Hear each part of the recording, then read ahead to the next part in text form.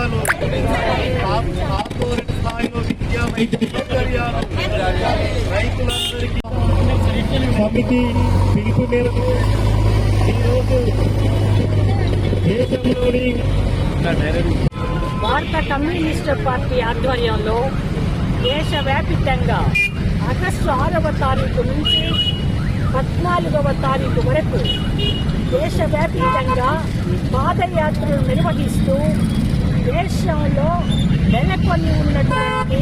సంక్లిష్ట పరిస్థితులలో మార్పు రావాలా, అది ప్రజా అనుకూల అభివృద్ధితో కూడిన మార్పు రావాలి అన్న డిమాండ్తో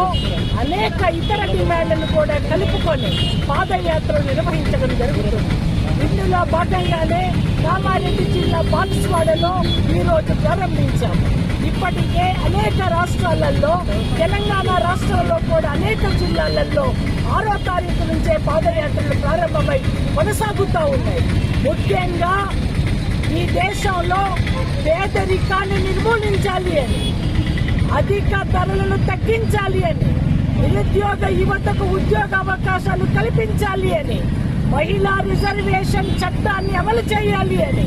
గ్రామీణ ఉపాధి హామీ పథకాన్ని యథాతథంగా అమలు చేయాలి అని, 200 రోజులు పని కల్పించి సంవత్సరానికి రోజుకు 700 రూపాయలు ఇవ్వాలి అని, పంటలకు మద్దతు ధరల గ్యారంటీ చట్టం చేసి అమలు చేయాలని, రుణమాఫీ చట్టం చేసి అమలు చేయాలి అని,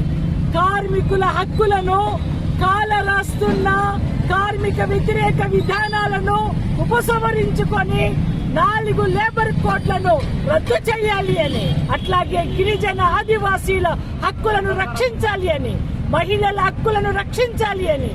ఉచిత విద్య వైద్య సౌకర్యాలు అందరికీ అందించాలి అని ఈ అనేక డిమాండ్ల మీద ఈ రోజున పాదయాత్రలు నిర్వహించబడతా ఉన్నాయి. దేశంలో అవినీతి కూరుకుపోయింది అన్నది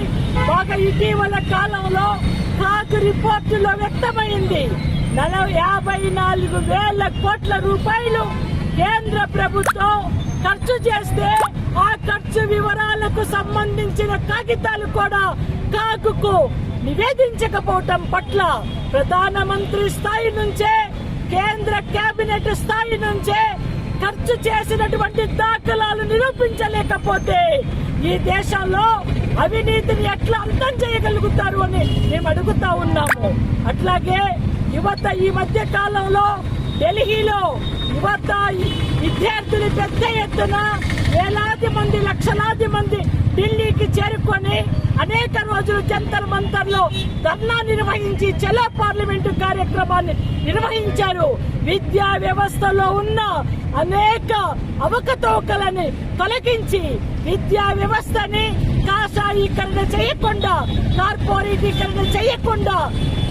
ప్రభుత్వ బడులు ప్రభుత్వ కళాశాలలలో పిల్లలందరికీ విద్యను అందించాలి అన్న డిమాండ్తో ఈ పాదయాత్ర నిర్వహిస్తున్నాం. ప్రజలారా ఈ పాదయాత్రకు ఆహ్వానం పలకండి, విజయవంతం చేయమని పిలుపు